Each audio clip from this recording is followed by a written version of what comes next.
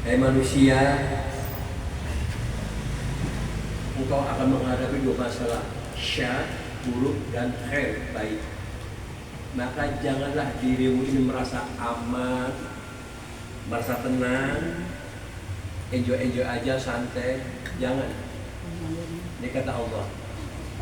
Kenapa? Sebab kita akan menghadapi dua masalah. Kalau nggak buruk, ya baik. Kalau nggak ya baik, yang buruk. Itu pasti. Kenapa? Ini merupakan ujian cobaan dari Allah Subhanahu wa Ta'ala. Pada umumnya ibu-ibu, kita itu kan menerima yang baik-baik aja ya. Pada umumnya dagang, laris, dapat rezeki banyak. Udah dapat rezeki, bisa beli itu, bisa beli ini, bisa nge-booking, macam-macam lah. Bisa ganti pakaian.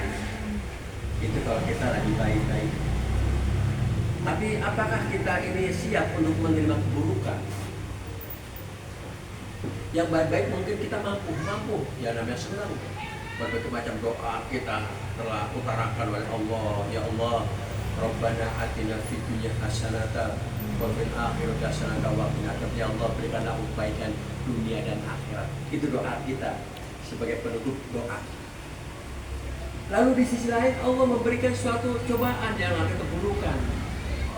Mampukah manusia yang tadinya seger bugar, gagah perkasa, cantik jelita, ketika menghadapi ujian cobaan itu, mampukah mereka itu bertahan? Di sinilah letaknya kita iman. Ya, mungkin hari ini kita bisa memakai jilbab. Ya, hari ini kita mungkin bisa sembahyang sholat 5 waktu. Ya, hari ini mungkin bulan-bulan kemarin kita bisa haji, bisa umroh. Ya, semuanya. Tapi nanti ketika datang suatu keburukan, mampukah kita ini, sampean ini bertahan imannya atau enggak? Ini kehidupan nyata. Apalagi situasi yang kayak gini, situasi yang tidak menentu, ekonomi terutama naik turun. Asal sekarang aja, bertahan aja udah bagus, betul apa enggak? Asal bertahan aja udah bagus, jangan kebobolan, itu udah bagus. Lalu bagaimana kalau situasi kondisi yang tidak kita inginkan ternyata benar-benar terjadi? Apa wajah kita ini nanti? Kemana arah kita nanti ini? Makanya Allah bilang, jangan kamu merasa aman, jangan. Kemarin kamu merasa aman, tenang. Yang namanya di desa saya Krandon tuh. Itu semenjak kita kecil dan sepengetahuan saya, ibu-ibu yang udah 80 tahun belum pernah kebanjiran. Bagaimana kebanjiran? Ya, kali nggak ada, jauh.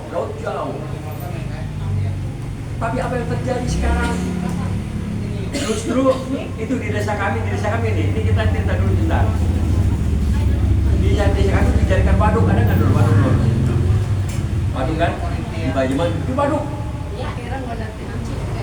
Tujuannya untuk apa? Ini waduk supaya air itu mengalir. Ternyata nggak berfungsi.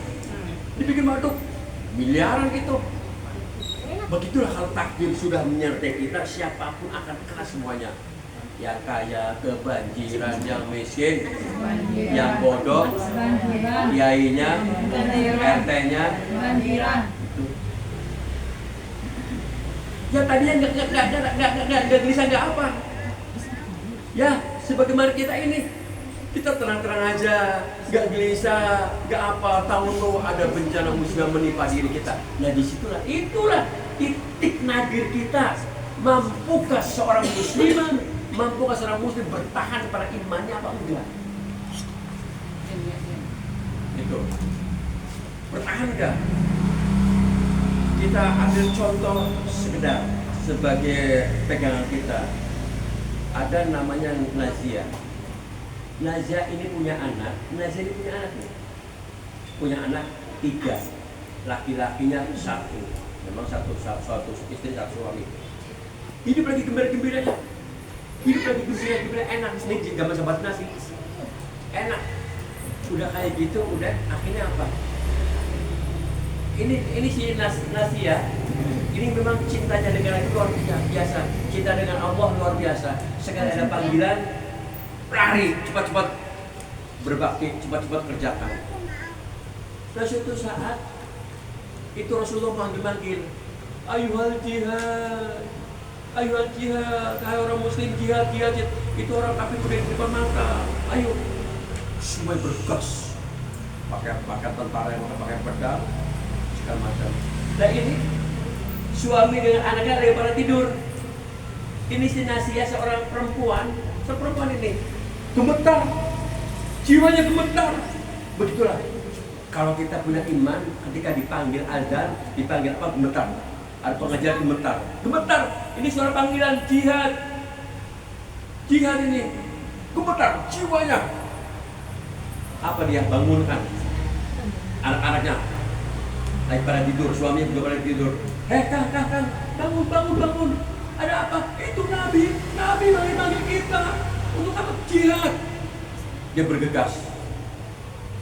Langsung dia pakai kuda, pakai pakaian perang. Dia bergegas.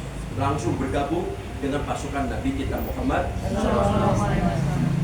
Luar biasa dia. Akhirnya begitu bergabung dia kurang lebih 3 hari. Apa yang terjadi? Gugur, mati, mengatakan nyawa, mati syahid. Udah. Berita geger di mana-mana. Itu suaminya Nasia meninggal, syuhada, menjadi mati syahid. Akhirnya apa? Sampailah ke berita istrinya Nasia. Ada apa, Bang? Suami ibu.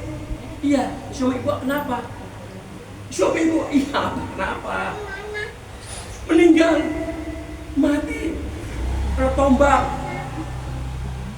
Di mana? Di sana. Apa saudara? Begitu ini berjalan, si Nasia ingin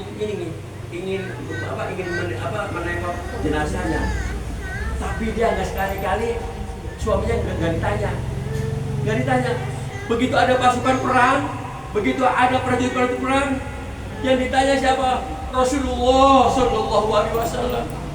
Yang ditanya Nabi, bukan suaminya. Hei mujahid, hei para tentara, di mana Rasulullah? Di mana Nabi?